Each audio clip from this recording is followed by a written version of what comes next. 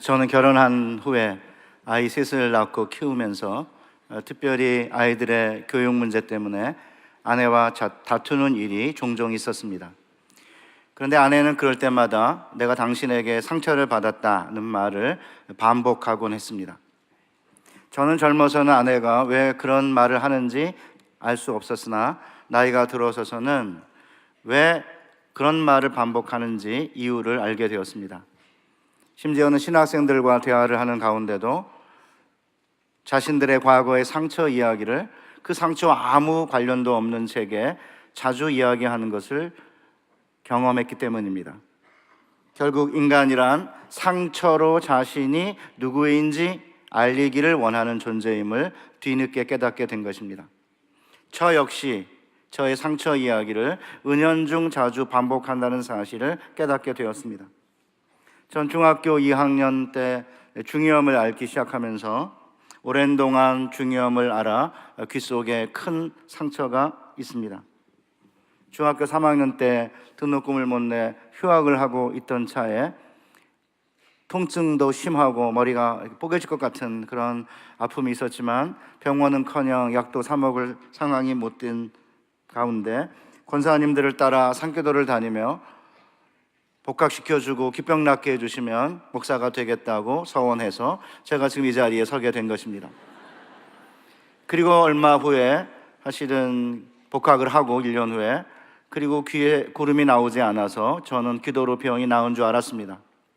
그러나 신대원 2학년 때 번역해서 번 돈으로 신촌 세브란스 병원을 찾아갔을 때에는 이 귀 뒤에 있는 뼈에 총신경이 남아있으면 뭐 이렇게 세방고리관이라든지 뭐 이렇게 달팽이관 이런 거 고막 이걸 재생하면 들을 수 있지만 뼈에 있는 총신경이 다 사라졌기 때문에 청력을 되살릴 수 없다는 이야기를 듣고 8시간 대수술을 받고 청력을 상실했습니다.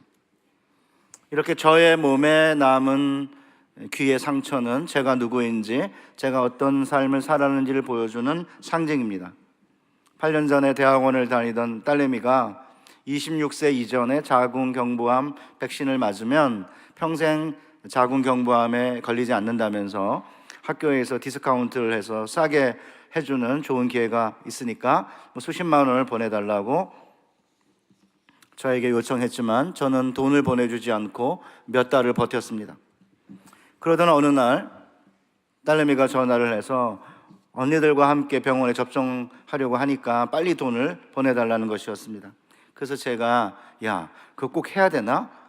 병이 지금 생긴 것도 아닌데 아빠는 돈이 없어서 한쪽 귀를 날렸는데 이렇게 하니까 아빠가 그렇게까지 이야기하면 내가 안 할게 라고는 바로 전화를 끊는 것이었습니다. 그리고 나니 정말 마음이 아파서 바로 아내를 시켜 돈을 보내주었습니다. 저는 종종 경제적으로 중요한 결정을 내릴 때 귀의 상처가 바로미터입니다. 식구들에게 아빠는 돈 없어서 한쪽 귀를 날렸는데 하면 식구들이 더 이상 저를 괴롭히지 않습니다. 사도 바울도 마찬가지입니다. 6장 17절에 이후로는 나를 괴롭게 하지 말라 누구든지 내가 내 몸에 예수의 흔적을 가지노라. 왜 누가 바울을 괴롭혔을까요? 우리가 다 경험하고 있듯이 바울을 괴롭힌 사람들은 교회 밖의 사람들이 아니라 교회 안에 있는 사람들, 소위 거짓 교사들이었습니다. 거짓 교사들은 오직 믿음으로 구원을 받는다는 바울의 복음의 진리를 부인하고 구원을 받기 위해서는 모세의 법대로 할례를 받아야 한다고 주장했습니다.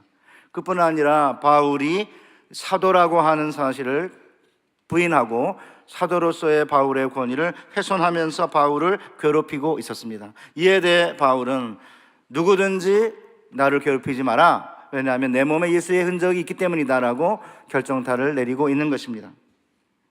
그렇다면 바울의 몸에 난 예수의 흔적은 무엇일까요? 중세교회 때에는 예수님의 십자가의 고난을 깊이 사모하면 손이나 이런 데 출혈의 흔적, 그래서 이렇게 프란시스 같이 손에 이렇게 출혈의 흔적이 나타나는데 이런 종교적 흔적을 가리키는 것이라고 해석을 했습니다. 그러나 오늘날 대다수의 학자들은 바울이 복음을 전하기 위해 받았던 환난으로 인한 몸의 상처를 가리키는 것으로 봅니다. 그렇다면 바울은 도대체 왜 자신의 몸에 예수의 흔적이 있다는 걸 강조했습니까? 바울의 적대자들이 할례를 받아야 구원을 받는다면서 몸에 있는 할례의 흔적을 강조했기 때문입니다. 할례가 무엇입니까? 히브리어로 베리트 밀라라고 유대인들이 그러는데, 밀라라는 말은 남성의 성기의 포피를 제거하는 행위를 가리킵니다. 그러기에 할례란 음경의 포피를 제거함으로 하나님과 언약을 맺는 행위입니다. 그러니까 거짓 교사들은 할례를 하면 하나님의 언약의 흔적이 몸에 남는 거다라고 하면서 갈라디아 교우들에게 할례 받을 것을 요구하였습니다. 언뜻 보면 할례를 받는 것이 무엇이 문제냐고 이야기할 수 있습니다. 예수도 믿고 그렇게 나쁜 것도 아닌데 모세의 법대로 할례를 받는 게 뭐 그리 잘못이냐라고 생각할 수 있지만 바울은 이를 용납하지 않았습니다. 12절에 보면 무릇 육체의 모양을 내려 하는 자들이 억지로 너희에게 할례를 받게 함은 그들이 그리스도의 십자가로 말미암아 박해를 면하려 함뿐이라. 그러니까 십자가로 말미암은 박해를 면하기 위해서 할례를 받는 것은 잘못이기 때문에 바울은 할례를 받는 것을 반대하는 것입니다. 더 정확히 왜 그렇게 했는지는 좀 살펴보겠습니다. 우선 할례를 받으면 왜 핍박을 면할 수 있는지부터 살펴보겠습니다. 로마인들은 유대 민족에게만은 그들의 종교를 믿는 걸 허락했기 때문에 할례가 유대인의 표시이라 할례가 있으면 로마인들의 핍박을 면할 수 있었습니다. 그뿐 아니라 유대인의 표지인 할례를 받게 되면 유대인으로부터 받는 박해도 면할 수 있기 때문에 할례를 받으면 로마인이나 유대인의 박해를 피할 수 있고 동시에 구원을 받을 수 있는데 굳이 마다할 필요가 무엇이 있냐라는 것이 할례당의 주장이었습니다. 사랑의 교회 교회 여러분, 우리 역시 십자가의 박해는 피하면서도 구원받기를 원하는 것은 아닙니까? 많은 현대 그리스도인들이 예수도 믿고 얼마든지 세상에서 누릴 수 있다라고 생각합니다. 한동안 청부론이 인기를 끌면서 깨끗하게 돈을 번다면 11조를 드리고 난 다음에 나머지 돈은 얼마든지 누리면서 써도 된다는 생각이 한국교회 안에 깊숙이 들어왔습니다. 그리스도인들도 누리고 살 권리가 있다는 말을 자주 듣고 있습니다. 예수 믿어 구원받고 할례도 받아 박해를 피하면서 얼마든지 세상에서 누릴 수 있다는 갈라디아 거짓 교사들의 묘한 생각이 우리 한국교회 안에 깊숙하게 들어왔습니다. 그러나 바울은 박해를 교묘하게 피하면서도 제자들이 늘어나는 것을 자랑하는 거짓 교사들과는 달리 자신의 자랑은 십자가뿐이라고 선언합니다. 13절 이하에 할례를 받은 그들이라도 스스로 율법은 지키지 아니하고 너희에게 할례를 받게 하려 하는 것은 그들이 너희의 육체로 자랑하려 함이라. 그러니까 이렇게 제자들이 많다라는 것을 자랑하기 위해서 할례를 받게 했다는 거죠. 그러니까 할례를 받게 하면 핍박도 면하고 또 할례를 받기 원하는 제자들이 많아지면서 제자들이 많음을 자랑할 수 있으니까 사실 할례 받기를 원하는 거지만, 그러나 내게는 우리 주 예수 그리스도의 십자가 외에 결코 자랑할 것이 없으니 그리스도로 말미암아 세상이 나를 대하여 십자가에 못 박히고 내가 또한 세상을 대하여 그러하리라. 그러니까 바울이 할례가 아니라 십자가를 선택한 이유가 무엇입니까? 그리스도로 말미암아 세상이 자신에 대해 십자가에 못 박히고 자신 또한 세상에 대해 십자가에 못 박히면서 바울의 몸에 십자가에 못 박힌 예수의 흔적이 생겼기 때문입니다. 고린도후서 11장 23절 25절을 보면 바울이 40에서 하나 감한 매, 그러니까 39대의 매를 5번 맞았으니까 총 195대의 매를 맞은 거고, 3번 태장 채찍으로 맞고 1번 돌로 맞았다고 했고요. 루스드라에서는 아예 돌에 맞아가지고 죽은 줄 알고 시체를 버리는 또랑에 바울을 던져놓을 정도였으니까 바울의 몸에는 매맞은 상처로 얼룩져 있었을 것이고, 그러기에 바울은 그것을 예수의 흔적이라고 부르고 있는 것입니다.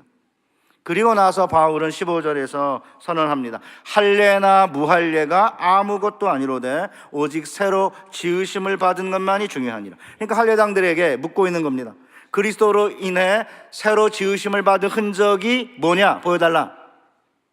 그리스도로 말미암아 세상이 나에 대해 십자가에 못 박히고 자신 또한 세상에 대해 십자가에 못 박힌 흔적이 없다면 그리스도 안에 새로 지으심을 받은 자가 아니라는 거죠. 그러니까 할례냐 무할례냐 이게 중요한 게 아니라 새로 지으심을 받는 것이 중요하다는 것입니다. 사랑하는 사랑의 교회 여러분, 오늘 우리는 어떻습니까? 십자가를 말로만 자랑합니까? 아니면 십자가에 못 박힌 흔적이 우리 삶에 있습니까? 그리스도 안에서 새로 지으심을 받은 증거인 예수의 흔적이 우리 몸에 있습니까? 세례받은 것 말고 예수님 때문에 고통당한 흔적, 자기 십자가를 지고 주님을 따르다가 생긴 상흔이 우리 몸에 있습니까? 고대 로마 시대의 채찍질과 사회적 신분 사이의 관계에 대해 흥미있는 연구를 한 제니퍼 글렌시라는 학자가 있습니다. 이 학자는 주 1세기 고대 세계에서 인간의 몸에 난 상처를 보면 그가 권력자인지 아닌지, 그가 자유인인지 노예인지, 그가 영광스러운 사람인지 아니면 치욕스러운 사람인지 알 수 있다고 말합니다. 예를 들어 전쟁에서 난 상처는 영광스러운 표시인 반면에 매질을 당해 생긴 상처는 치욕의 흔적이라는 것입니다. 상처의 모양을 봐도 알 수 있다는 거죠. 그러니까 전쟁에서 생긴 상처는 칼로 베이거나 아니면 창으로 찔린 상처인 반면에 종이나 노예의 상처는 매질과 채찍질로 난 상처이기 때문에 치욕의 상처라는 것입니다. 그러나 전쟁에서 난 상처라고 해도 몸에 어디에 상처가 났는지가 중요하다고 말합니다. 몸의 앞부분에 난 상처는 적군과 마주보며 용감하게 싸우다가 생긴 상처인 반면에 등에 난 상처는 비겁하게 도망가다가 생긴 상처라는 거죠. 그래서 로마의 병사들은 전쟁에서 난 상처를 이야기할 때는 항상 그 상처가 어디에 났는지를 분명하게 언급했다고 합니다. 한 로마 병사는 이렇게 말했다고 합니다. 나는 몸에 영예로운 상처로 가득하다. 그런데 모든 몸의 상처가 내 몸의 앞부분에 있다. 스파르타의 어머니들은 아들이 전쟁터에서 죽었다는 소식을 들으면 직접 전쟁터로 나아가 아들의 시신을 확인했다고 합니다. 아들의 몸에 난 시신에 난 상처가 몸의 앞부분에 있으면 가져다가 가정묘에 매장을 한 반면에 아들의 시신에 난 상처가 몸의 뒷부분에 있으면 슬그머니 그 자리에서 빠져나와 무명의 시신으로 처리하도록 내버려 두었다고 합니다. 사랑하는 사랑의 교회 여러분, 우리는 몸에 어떤 상처가 있습니까? 주님을 위해 싸우다, 악과 싸우다가 몸의 앞부분에 난 상처입니까? 아니면 악과 싸우지 않고 비겁하게 도망가다가 등 뒤에 난 상처입니까? 우리 몸에 난 상처는 교회를 보호하려고 거짓 교사들과 교회 적대자들과 싸우다 생긴 상처입니까? 아니면 오히려 교회를 괴롭히고 교우들을 해하려고 하다가 생긴 상처입니까? 아니면 그것도 아니고 세상에서 잘 먹고 잘 살려고 아웅다웅 하다가 생긴 상처입니까? 최근에 수십억의 입시 코디네이터까지 고용해서 자녀를 명문대에 보내려는 귀부인들의 욕망을 다룬 스카이 캐슬이라는 드라마가 인기리에 종영되었습니다. 자녀를 명문대 의대에 보내려다 자살한 어머니, 하버드 대학에 붙었다고 거짓말한 딸, 불법으로 유출한 학교의 시험지로 1등한 자녀, 좋은 대학을 못 들어가면 인간 취급 못 받는다고 외치는 선생님들이 등장하는데 모두 상처투성이임을 볼 수 있습니다. 저 또한 이 드라마를 몇 편 보면서 과연 한국의 어머니들과 자녀들은 이런 교육 환경에서 얼마나 많은 상처를 받았을까라는 상상을 해보았습니다. 스파르타의 어머니처럼 아들이 전쟁터에 나가서 죽으면 시신을 확인해서 몸의 뒷부분에 난 상처가 있으면 그냥 무명의 시신으로 처리하도록 내버려두고 온다. 이런 어머니를 상상하기 정말 어렵습니다. 우리 어머니들은 자녀들을 좋은 대학에 보내려다가 생긴 상처로 전 생애가 얼룩져 있고, 우리 아이들은 살인적인 입시 경쟁에 살아남기 위해 생긴 상처들로 이미 어려서부터 만신창이가 된 건 아닌가라는 생각이 들었습니다. 이런 상처를 안고 과연 행복하게 살 수 있을까라는 의구심이 들었습니다. 어찌됐든 바울의 몸에 난 상처는 매질로 등 뒤에 난 상처이기 때문에 영광스러운 상처가 아니었지만 바울은 이런 매질을 피하지 않았습니다. 사도행전 16장 22절 23절에 보면 바울과 실라가 빌립보에서 복음을 전하다 체포되었습니다. 무리가 일제히 일어나 고발하니 상관들이 옷을 찢어 벗기고 매로 치라 하여 많이 친 후에 옥에 가두고 간수에게 명하여 든든히 지키라 하니, 그러니까 로마 제국에서는 시민이냐 아니냐, 로마 시민권자냐 아니냐에 따라 법정에서 다르게 취급을 받았습니다. 그러니까 이방인들은 체포하고 때로는 매질하고 구금할 수 있었지만 로마인을 이렇게 취급하다가는 잘못하면 총독조차도 기소를 당할 수가 있었습니다. 나중에 바울과 실라가 로마 시민권자임이 드러나자 당국자들이 두려워했다고 사도행전 16장 38절을 언급하고 있는데 이 점을 잘 보여주고 있습니다. 바울과 실라는 로마 시민권자였기 때문에 얼마든지 이를 밝히면 매질을 피할 수가 있었는데 바울과 실라는 그렇게 하지 않았습니다. 그 이유가 무엇일까요? 바울과 실라가 빌립보에 도착했을 때 시 전체 인구의 40% 정도가 로마 시민권자였다고 합니다. 바울과 실라가 로마 시민권자임을 밝혔다면 빌립보 당국자들의 박해를 피할 수 있었을 것입니다. 그러나 나머지 60%의 빌립보인들은 로마 시민권자가 아니었기 때문에 만일 그들이 그리스도를 믿는다면 그리스도로 말미암은 박해와 고난을 피할 수가 없었을 것입니다. 따라서 바울과 실라는 자신들은 로마 시민권자이기 때문에 그 이후로 박해와 고난을 피하려고 한다면 다른 교우들에게 그리스도로 인해 박해받는 것을 두려워하지 말라고 권면할 수가 없었습니다. 따라서 바울과 실라는 복음을 위해 자신들이 로마 시민권자라는 사실을 이용해 먹을 것으로 생각하지 아니하고 고난을 당하기로 선택한 것입니다. 이게 바로 예수 그리스도께서 우리에게 보여주신 게 아닙니까? 그는 근본 하나님의 본체시나 하나님과 동등됨을 취할 것으로 여기지 아니하시고, 이거를 의역하면 하나님과 동등됨을 이용할 것으로 여기지 아니하시고 오히려 자기를 비워 종의 형체를 가지사 사람들과 같이 되셨고 사람의 모양으로 나타나사 자기를 낮추시고 죽기까지 복종하셨으니 그 십자가의 죽으심이라.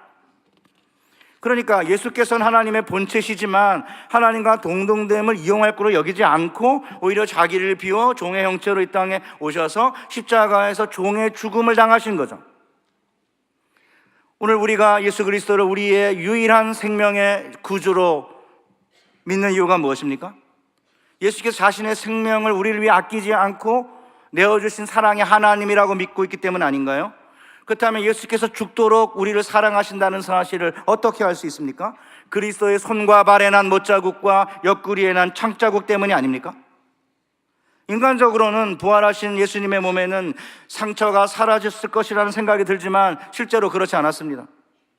부활하신 주님의 몸에는 못자국과 창자국이 남아 있었습니다. 그 이유가 무엇입니까? 오직 상처로 그가 누구인지를 우리가 알기 때문이죠. 우리는 예수님의 몸에 난 상처를 통해서야 비로소 예수 그리스도는 우리를 위해 자신의 생명을 내어놓기까지 죽도록 우리를 사랑하신 분이라는 사실을 알게 됩니다. 이것은 바울의 경우도 마찬가지입니다. 바울은 복음을 위해 로마의 시민권자이지만 이를 이용할 것으로 여기지 않고 그리스도처럼 똑같이 종의 형체로 매질을 당한 거죠. 그러니까 빌립보에서 공무원들이 바울의 옷을 찢어 벗긴 다음에 매로 쳤거든요. 옷을 찢었다는 것은 바울과 실라를 종이나 노예로 취급한 것을 보여주고 있습니다. 이렇게 종처럼 매질을 당한 다음에 바울과 실라는 발이 착고에 채인 채 감옥에 갇히게 되었습니다. 사도행전 16장 23절 이하를 보면 많이 친 후에 옥에 가두고 간수에게 명하여 든든히 지키라 하니 그가 이러한 명령을 받아 그들을 깊은 옥에 가두고 그 발을 착고에 든든히 채웠더니, 그러니까 이제 바울과 실라가 로마의 시민권자임에도 불구하고 이를 누리지 않은 거죠. 그리스도의 복음을 위해 로마의 시민권을 십자가에 못 박은 것입니다. 이런 참혹한 상황에서 바울과 실라가 무엇을 했습니까? 우리가 다 아는 대로 16장 사도행전 25절을 보면 한밤중에 바울과 실라가 기도하고 하나님을 찬송하며 죄수들이 듣더라. 사랑하는 교우 여러분, 우리가 과연 감옥 속에서 기도하며 하나님을 찬송하는 바울과 실라의 모습을 이해할 수 있습니까? 관리들이 많이 쳤다고 했으니까 아마 온몸은 피멍으로 욱신거렸을 거고요. 로마 시대의 착고는 단순히 도망가지 못하도록 묶는 구속의 기능만 하고 있는 게 아니라 구멍을 이렇게 멀리 이렇게 파가지고, 넓게 파서 멀리 파가지고 다리를 이렇게 집어넣는 게 아니라 옆으로 이렇게 찢어지게 집어넣게 해가지고 고문하는 기능까지 갖췄다고 합니다. 만약 그렇다고 한다면 바울 서다가 얼마나 불평하고 고통스러웠는지는 쉽게 짐작이 갑니다. 벌거벗겨 두들겨 맞은 채 온몸이 욱신거리고 두 다리를 거의 찢어지게 이렇게 벌린 상태로 꼼짝달싹 못하고, 이런 상태에서 과연 기도가 나올 수 있을까요? 물론 살려달라고 기도할 수는 있겠죠. 그러나 설령 기도한 것은 이해할 수 있다 하더라도 하나님을 찬송했다니 이게 도대체 가능하기는 한 것입니까? 도저히 우리가 이해할 수 없는 바울과 실라의 모습을 어떻게 설명할 수 있을까요? 갈라디아 6장 16절과 18절은 바울의 대답을 우리에게 보여주고 있습니다. 무릇 이 규례를 행하는 자에게와 하나님의 이스라엘에게 평강과 긍휼이 있을지어다. 형제들아, 우리 주 예수 그리스도의 은혜가 너희 심령에 있을지어다. 바울과 실라가 온몸에 매질을 당하고 착고에 발이 채워 있었음에도 한밤중에 감옥에서 기도하며 하나님을 찬양하시던 이유가 무엇입니까? 그들에게는 평강과 긍휼이 넘쳐 흐르고 있었고 그들의 심령에는 하나님의 은혜가 가득 차 있었기 때문입니다. 그렇다면 이런 일이 가능한 비결이 무엇입니까? 바울은 16절에서 무릇 이 규례를 행하는 자에게 이 일이 가능하다고 선포합니다. 여기에 이 규례라고 번역된 헬라어는 카논인데 헬라어로 영어의 캐논입니다. 카논은 목수들이 사용하는 기준이 되는 측량용 자를 가리키기 때문에 판단의 기준이라는 의미로 쓰입니다. 인간의 모든 사고와 행위의 유일무이한 규범인 성경 전체를 우리가 가리킬 때 진리의 기준, 규범이라는 의미로 캐논, 카논, 정경이라고 부르는 이유도 바로 여기에 있습니다. 그러니까 여기서 이 규례를 행하는 자에서 이 규례는 복음의 기준을 가리키는 거죠. 그러니까 복음의 기준을 알고 복음의 기준을 행하는 자에게는 평강과 긍휼과 은혜가 넘치게 된다는 것입니다. 그렇다면 바울이 말하는 복음의 기준이 무엇이죠? 14절에 나옵니다. 그러나 내게는 우리 주 예수 그리스도의 십자가 외에 결코 자랑할 것이 없으니 그리스도로 말미암아 세상이 나를 대하여 십자가에 못 박히고 내가 또한 세상에 대하여 그러하리라. 그러니까 복음의 카논, 복음의 기준이 무엇입니까? 십자가의 도죠. 그리스도로 말미암아 세상이 나에 대하여 십자가에 못 박히고 나 또한 세상에 대하여 십자가에 못 박힘, 이게 복음의 기준인 거죠. 이 복음의 기준을 행하는 자들은 새로 지으심을 받은 자로서 평강과 긍휼이 넘치고 하나님의 은혜가 가득 차게 된다는 것입니다. 따라서 바울의 몸은 매질로 피투성이었지만 그리스도로 말미암아 세상이 십자가에 못 박혔기에 바울의 영혼에는 평강과 긍휼이 넘치고 있었고, 따라서 바울과 실라는 한밤중 감옥 한복판에서 기도할 수 있었습니다. 바울과 실라는 발에 착고가 채인 채 감옥에 갇혀 있었지만 그리스도로 말미암아 그들이 세상에 대하여 십자가에 못 박혔기에 그들의 영혼은 하나님의 은혜로 가득 차 있었습니다. 이에 바울과 실라는 한밤중에 옥중에서도 하나님을 향해 찬양할 수 있었습니다. 이게 바로 새로 지으심을 받은 자들의 모습이죠. 이것이야말로 할례당이 알래야 알 수가 없는 복음의 신비요 십자가의 비밀인 것입니다. 따라서 바울은 진정한 그리스도인의 표지, 복음의 기준은 두 가지라고 말해요. 몸에는 십자가에 못 박힌 예수의 흔적, 그리고 심령에는 주님의 은혜가 넘치는 것. 이게 복음의 기준이고 이것이 그리스도인의 표지라는 것입니다. 지금부터 몇 년 전 학교 앞에 한 한식집에서 제가 잘 아는 한 언론인 한 분을 만났습니다. 그분의 아버님은 우리 교단의 총회장을 하신 분인데 매우 신실한 목사님으로 존경받는 분이셨는데 식사를 마치자마자 제게 쓴소리를 하기 시작했습니다. 목사님, 지금 한국교회에 무슨 일이 벌어지는지 아십니까? 교우들이 자신들을 목자 없는 양이라고 합니다. 왜요? 제가 물었습니다. 신실한 제 친구의 부모님이 소천하였는데 교구 목사님 그 누구도 영안실이나 장례식장에 나타나지 않았습니다. 연말에 교구 목사님이 이동하며 이전 목사님은 자신의 교구가 아니라는 이유에서 현 담당 목사님은 인수인계가 제대로 되지 않아 몰랐기 때문이라는 것입니다. 따라서 교우들이 이제 우리는 목자 없는 양이니까 우리끼리 절대 헤어져서는 안 된다고 하면서 순모임을 떠나지 않고 있다고 합니다. 아무리 멀리 이사를 가더라도 똘똘 뭉쳐 자기들끼리 위로하고 격려하는 게 최선이라는 거죠. 이렇게 목자 없는 어린 양이라고 자기가 왜 이야기했는지 지적한 다음에 이분은 소천하신 자신의 아버지 이야기를 하셨습니다. 옛날에 저희 아버님은 한 번도 머리맡에서 전화통을 떼어놓은 적이 없었습니다. 아예 전화통을 베개 삼아 항상 전화통을 머리 밑에 두고 사셨습니다. 밤이든 새벽이든 혹은 혹시 임종 직전에 기도해달라고 하면 달려가려고 아예 전화통을 끌어안고 사셨습니다. 그런데 심지어 요사였던 부목사님들은 저녁 7시만 넘으면 개인 생활 시간이라고 전화를 안 받고 문자만 받습니다. 어떤 때 전화하면 아이 픽업하러 학원에 간다, 아내와 함께 어디를 가는 중이라고 하며 교인들의 필요에 응답하지 않고 있습니다. 저는 그날 돈 들여 만둣국 사드리고 야단 실컷 맞았습니다. 그런데 그 야단이 제게는 싫지 않았습니다.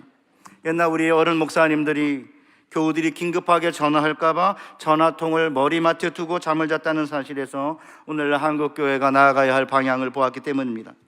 제가 이 간증을 언젠가 한 교회에서 하니까 설교 끝나자마자 한 자매가 저를 찾아왔습니다. 목사님, 교육자들에게 너무 그렇게 살라고 하시면 안 됩니다. 저희 아버님이 목사님이신데 전화통을 머리맡에 두고 잠을 주무시다 끝내 암에 걸리셨습니다. 그리고 일찍 소천하셨습니다.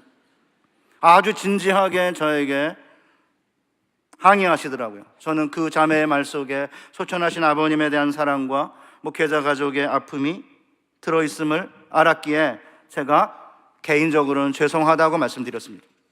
그러나 한국교회가 지난 100년 만에 교회 폭발이라는 엄청난 기적을 경험한 것은 이런 목회자들의 희생과 섬김이 있었기에 가능하였으므로 교회적으로는 훌륭한 일을 하신 것이라고 위로해 드렸습니다. 이 말이 그 자매에게 얼마나 위로가 되었는지 잘 모릅니다.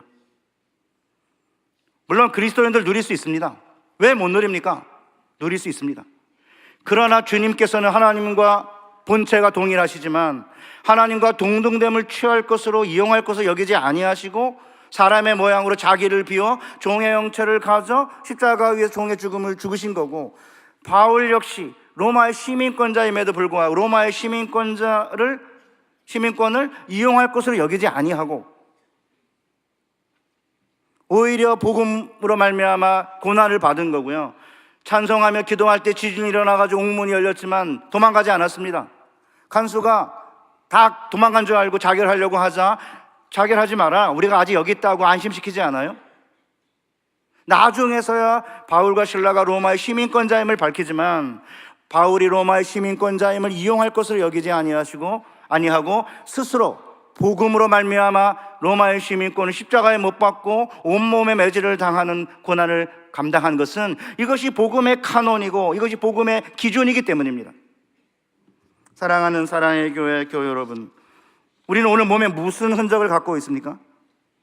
세례받은 흔적이 전부입니까? 세례를 받았으니까 천당 가는 것 맡아놓은 당상이라고 생각하고 동시에 이 세상에서 누리며 사는데 마음을 빼앗기고 계십니까? 오늘날 갈라디아 교회와 마찬가지로 거짓 교사들이 몸에 예수의 흔적도 없고 영혼에도 하나님의 은혜가 없는데 교회를 공격하고 있습니다. 복음의 진리를 거부하고 교회의 진정성을 훼손하며 하나님의 말씀을 전하는 자들의 권위를 훼손하고 있습니다.